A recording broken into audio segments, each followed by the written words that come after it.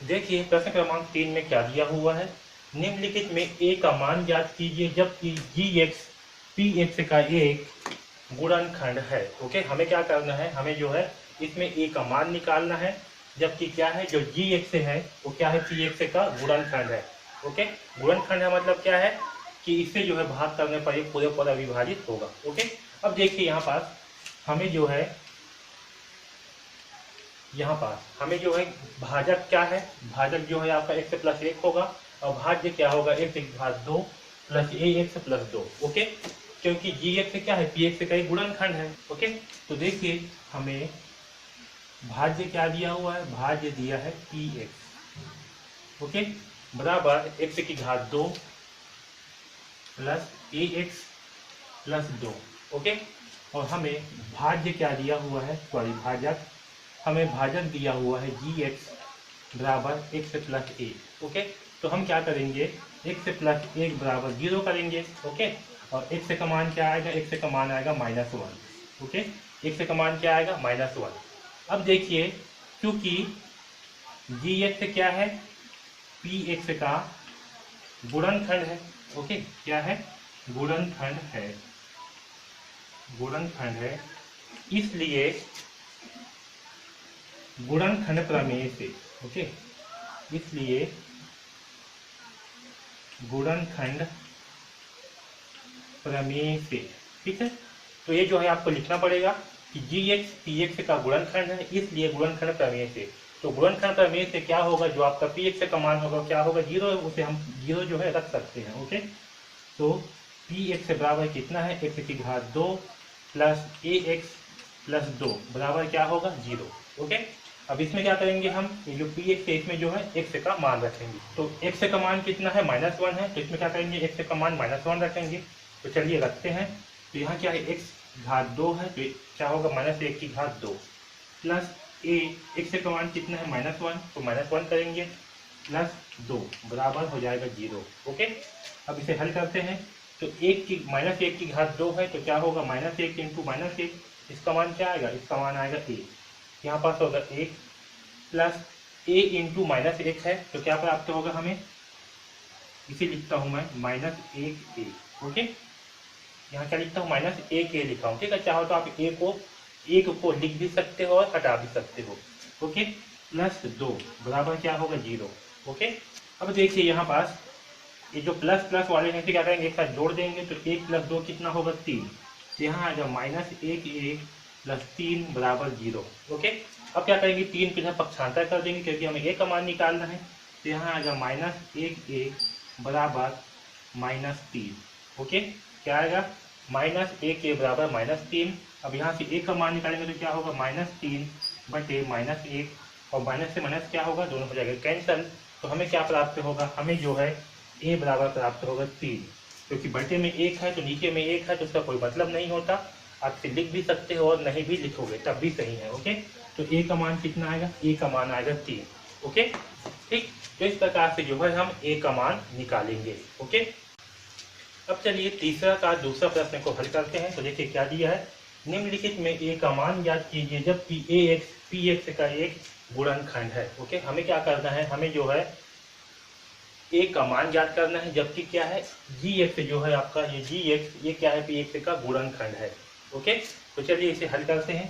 तो देखिए इसमें हमें भाज्य क्या दिया हुआ है, तो हमें जो है भाज्य दिया हुआ है पी एक्स। ओके, भाज्य क्या दिया हुआ है यहाँ पे, पी एक्स का मान क्या है, ए एक्स की घात दो माइनस 5x प्लस 3। ओके, और हमें इसमें इसमें हमें भाजक क्या दिया हुआ है, तो इसमें जो है हमें भाजक यानी कि जी एक्स का मान कितना दिया हुआ है, x माइनस एक। ओके, तो हम क्या करेंगे, इस x माइनस एक से x माइनस एक बराबर करेंगे जीरो। ओके, और यहाँ से हमें x का मान प्राप्त होगा एक, क्या प्राप्त होगा, x का मान जो है हमें एक प्राप्त होगा। ओके, अब आपको यहाँ पास लिखना है, क्योंकि जी एक्स पी एक्स का गुणनखंड है, इसलिए गुणनखंड प्रमेय से। ओके, तो गुणनखंड प्रमेय के अनुसार क्या होगा, जो आपका भाज्य बराबर क्या हो जाएगा, जीरो होगा। ओके, तो आपका भाज्य क्या है, पी एक्स बराबर ए एक्स की घात दो माइनस 5x प्लस 3 बराबर क्या होगा 0।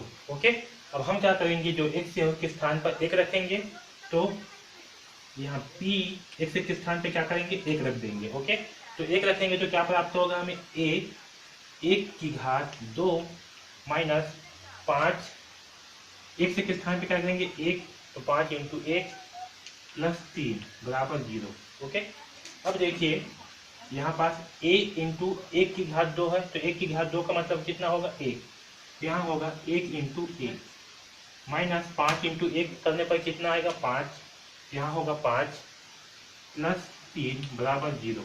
ओके, अब देखिए 1 इंटू ए का मान कितना आएगा, a आएगा, ठीक है, -5 है प्लस 3, तो 5 में से 3 घटाएंगे तो क्या होगा, सॉरी -5 में 3 जोड़ेंगे तो कितना प्राप्त होगा हमें, -2। यहाँ पास क्या है -5 है, यहाँ पास क्या है +3, तो जोड़ेंगे तो क्या प्राप्त होगा हमें -2, क्योंकि 5 क्या है बड़ी संख्या है, -5 तो क्या होगा -2 प्राप्त होगा। ठीक है, तो बराबर 0। ठीक, तो यहाँ से a का मान क्या आएगा, यहाँ -2 है, तो -2 की जब पक्षांतर करेंगे तो क्या हो जाएगा ये 2, तो a का मान आएगा 2। ठीक है, तो a का मान हमें क्या प्राप्त होगा, a का मान जो है हमें 2 प्राप्त होगा, और ये जो है हमारा उत्तर है। ठीक है, तो इस प्रकार से हम तीसरा का दूसरा प्रश्न को हल करेंगे। ओके, अब देखिए तीसरा का तीसरा प्रश्न क्या दिया हुआ है, निम्नलिखित में a का मान ज्ञात कीजिए जबकि gx px का एक गुणनखंड है। हमें क्या करना है, हमें जो है हमें जो है a का मान निकालना है जबकि gx क्या है px का गुणनखंड है। ओके, तो देखिए इस प्रश्न में हमें भाज्य क्या दिया हुआ है, इस प्रश्न में हमें जो है भाज्य दिया हुआ है px। ओके, px, इस px का मान कितना है, x की घात 2 सॉरी 2x की घात 2 plus 6x plus a। Okay, और हमें जो है इसमें भाजक क्या दिया हुआ है, तो इसमें जो है हमें भाजक gx का मान क्या दिया हुआ है, x प्लस 2। ओके, तो हम क्या करेंगे x प्लस 2 बराबर करेंगे 0, और यहाँ से x का मान हमें क्या प्राप्त होगा, x का मान जो है हमें प्राप्त होगा +2 के जब पक्षांतर करेंगे तो क्या प्राप्त होगा हमें -2। ओके, तो x का मान प्राप्त होगा हमें -2। ठीक है, अब देखिए क्योंकि gx क्या है px का गुणनखंड है, इसलिए गुणनखंड प्रमेय से ऐसे आपको लिखना है। ठीक है, तो गुणनखंड प्रमेय से क्या होगा, जो हमारा px है, px का मान कितना दिया हुआ है 2x की घात 2 प्लस 6x प्लस a बराबर क्या होगा 0 होगा। ओके, अब इस px में क्या करेंगे, x के मान को -2 रखेंगे, तो क्या प्राप्त होगा हमें, -2 रखने पर देखिए 2 x के स्थान पे क्या रखेंगे -2, यहाँ होगा -2 की घात 2 प्लस 6 x के स्थान पे रखेंगे -2 प्लस a बराबर 0। ओके, अब देखिए इसे जो है ओपन करते हैं, तो 2 इंटू -2 की घात 2 है, तो देखिए यहाँ पास -2 की घात क्या है 2 है, इसका मतलब क्या होगा -2 इंटू -2, और -2 इंटू -2 करने पर क्या प्राप्त होगा हमें 4। ओके, ये माइनस से माइनस क्या हो जाएंगे, धन हो जाएंगे, तो यहाँ पास होगा धन 4, तो यहाँ पास होगा 2 इंटू 4। ओके, और यहाँ देखिए 6 इंटू -2 है, तो -2 इससे क्या होगा 6 दूनी 12, और यहाँ होगा -12। ओके, प्लस a बराबर 0। ठीक है, अब यहाँ देखिए 4 दूनी कितना होगा 8, क्या होगा 8 -12 प्लस a बराबर 0। ओके, अब देखिए 8 -12 तो क्या प्राप्त होगा, 8 -12 करने पर आएगा -4 प्लस a बराबर 0, और यहाँ से जो है हमें a का मान क्या प्राप्त होगा, -4 के जब पक्षांतर कर देंगे तो a का मान आएगा 4। ओके, a का मान क्या प्राप्त होगा हमें 4। ठीक, ओके, तो a का मान आएगा 4, और यही जो है हमारा आंसर है। ठीक है, तो इस प्रकार से जो है हम इस प्रश्न क्रमांक तीसरा प्रश्न को हल करेंगे। a का मान क्या होगा, तो a का मान होगा 4। ठीक है, चलिए अब जो है प्रश्न क्रमांक 3 का चौथा प्रश्न को हल करते हैं। देखिए क्या दिया हुआ है, निम्नलिखित में a का मान ज्ञात कीजिए जबकि gt pt का एक गुणनखंड है। ओके, हमें क्या करना है, हमें जो है a का मान ज्ञात करना है जबकि gt क्या है pt का एक गुणनखंड है। देखिए यहाँ पर gt का मान क्या दिया है t-3, pt का मान है t की घात 2 plus 2at minus 2a plus 3। Okay, तो देखिए यहाँ पास इसे हल करते हैं, तो इसमें हमें भाज्य क्या दिया हुआ है, तो इसमें जो है हमें भाज्य दिया हुआ है, भाज्य यानी कि आपका pt। ओके, तो pt का मान कितना दिया हुआ है, t की घात 2 plus 2at, okay, minus 2a plus 3। ये क्या है, ये जो है हमें pt का मान दिया हुआ है, ये क्या है, भाज्य है। और देखिए इसमें हमें भाजक क्या दिया हुआ है, भाजक यानी कि हमें जो है gt का मान कितना दिया हुआ है, तो gt का मान दिया हुआ है t-3। क्या दिया है, t-3। ओके, तो हम क्या करेंगे, हम जो है t-3 बराबर 0 करेंगे। ओके, और यहाँ से t का मान क्या प्राप्त होगा, तो -3 की पक्षांतर करने पर जो है t का मान आएगा 3। ठीक है, तो यहाँ पर जो है हमें t का मान 3 प्राप्त होगा। ओके, अब देखिए क्योंकि gx क्या है, यहाँ gt होगा, gt pt का एक गुणनखंड है ना, वहाँ दिया हुआ है प्रश्न में, इसीलिए गुणनखंड प्रमेय से, तो गुणनखंड प्रमेय से क्या होगा, जो हमारा pt का मान होगा उसे हम क्या कर सकते हैं, 0 लिख सकते हैं। t का square plus 2at minus 2a plus 3 बराबर क्या करेंगे, 0 करेंगे। ओके, अब देखिए t का मान क्या दिया हुआ है, t का मान दिया हुआ है 3, इसलिए t के स्थान पर रखेंगे 3, यहाँ होगा 3 की घात 2 प्लस 2a, t का मान होगा 3, ओके, माइनस 2a प्लस 3 बराबर 0। ओके, अब चलिए इसे हल करते हैं। तो यहाँ देखिए 3 की घात 2 है, तो 3 की घात 2 का मान क्या होगा, 3 इंटू 3 यानी कि 3 3 9 प्लस 3 दूनी कितना होगा 6, तो यहाँ होगा 6a माइनस 2a प्लस 3 बराबर 0। ओके, अब देखिए यहाँ क्या है, 9 है और यहाँ क्या है, धन में 3 है, तो 9 और 3 क्या होगा, आपस में जोड़ेंगे तो 9 और 3 का मान होगा 12। कितना आएगा, 12। ठीक है, तो यहाँ होगा 12 प्लस, अब यहाँ देखिए यहाँ क्या है 6a, यहाँ क्या है -2a, तो 6a में से जब 2a को घटाएंगे तो क्या प्राप्त होगा हमें, 4a। ठीक है, तो 6a माइनस 2a करने पर आएगा 4a, यहाँ होगा प्लस, तो 3 जो है इसमें जुड़ चुका है, इसलिए क्या होगा 0। ओके, अब देखिए इस 4a के साथ में क्या है, 12 है, 12 क्या है, धन में है ना, इसके सामने क्या का चिन्ह है, धन का, तो 12 को जब इधर पक्षांतर करेंगे तो क्या प्राप्त होगा हमें प्राप्त होगा 4a बराबर -12। क्या आएगा, 4a बराबर -12, और यहाँ से a का मान निकालेंगे तो 4 के इधर पक्षांतर करेंगे तो क्या होगा, -12/3। ओके, और -12/3 सॉरी 12/4 होगा। ठीक है, अब 4 से जो है 12 को भाग करेंगे। ओके, तो कितना आएगा, 4 एकम 4 और 4 तिया 12। ओके, यानी कि a का मान क्या प्राप्त होगा हमें, -3। ठीक है, तो यहाँ पास a का मान क्या आएगा, a का मान आएगा -3। ओके, और यही जो है हमारा आंसर है। तो इस प्रकार से जो है हम a का मान निकालेंगे। ओके, इस प्रकार से प्रश्न क्रमांक तीसरा का चौथा प्रश्न को हल करेंगे। a का मान आएगा -3।